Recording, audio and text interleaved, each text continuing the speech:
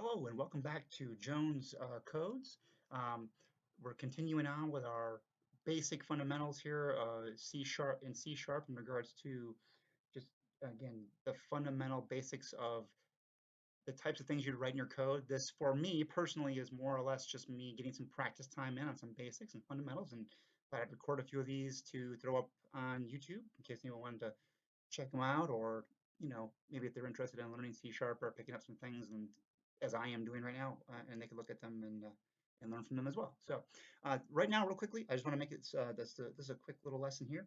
Um, One of the first categories of information that you learn about when you're learning in regards when you're learning about writing in C sharp is learning about the flow of control, which basically is creating decision structures, right? So it's kind of like, you know, you're letting the program know what code needs to execute based on conditions, essentially.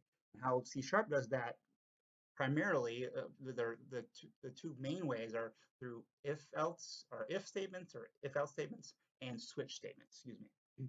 So I'm just going to show you a quick little simple if statement here in our IDE here in Solo Learn.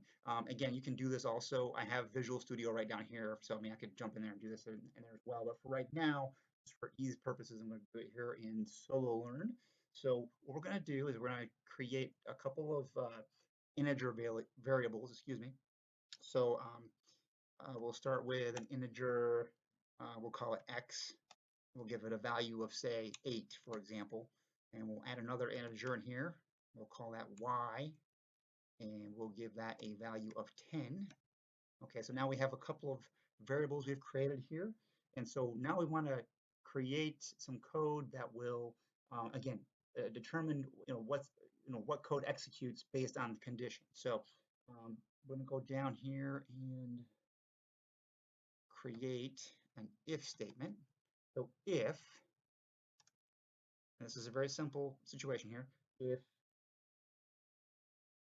if y is, let's say, greater than x, that's going to be the statement, the condition that we're testing here.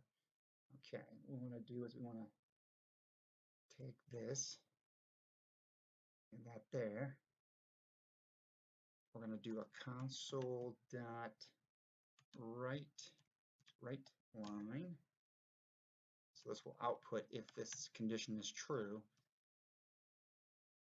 Y is greater than x.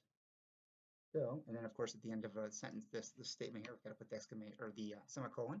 So again, this is a very simple way to view a simple if statement, where we're just taking two integer variables and we're executing this code based on the condition of y being greater than x. So we click on run, and there you go. The message is y is greater than x. Again, it's a very simple, fundamental, basic bit of code there, but it will lead us down the road here soon into some other things that we can grow from this fundamental right here.